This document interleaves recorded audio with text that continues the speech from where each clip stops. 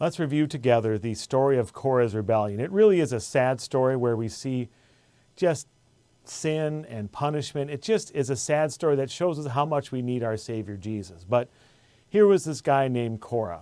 And do you remember what he was upset about? Do you remember what he did?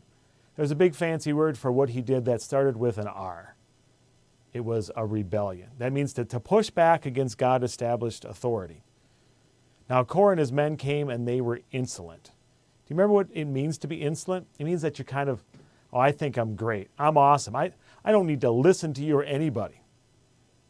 It was a big deal because God had set up Moses and Aaron to be the ones that everybody would listen to. And he got 250 men to go to Moses. And he said, we should lead, not you. Do you remember what Moses' reaction was? What did he do? He physically did something. He fell down. He was just so hurt by it. It was so sad to see these people rebel against him, but especially against God. And he challenged them to bring some censers and some incense and to burn it up, and God would show them who he accepts, and it was going to be a good resolution where then they could know for sure what God said. But do you remember after all this was all set, do you remember what Korah and these other guys said? They said, we won't come. They wouldn't do it. They wouldn't give God the chance to settle the dispute. Maybe they knew it. Maybe they knew that God would do it, and they didn't want to hear the answer. They didn't want to hear what God said. They wanted to be in control no matter what. And so God punished the sin. And it seems pretty harsh. But do you remember what he did? First, what did he tell Moses and his people to do? He told them to move away, right? Get away. And what did he do that had never been seen before or after?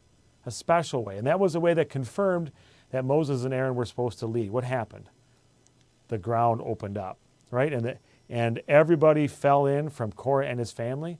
And then on top of that, do you remember what God sent? A huge what? A huge fireball that consumed the people. It's just amazing destruction. And you'd think that people would listen, but people still rebelled. So God had one more way. He wanted to show everybody that Aaron had been the chosen high priest. Remember what they got? They got these staffs, 12 staffs, one in each tribe. And then God did something special to Aaron's staff. It was, a dead stick. But overnight in the tabernacle, what did he do to Aaron's staff? He had it grow and bud. And that was a sign that he was the one who had given the life-giving spirit to Aaron to lead.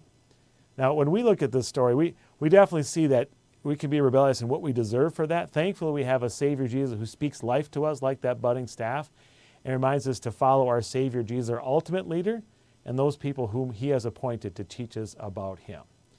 That's the story of Korah's rebellion.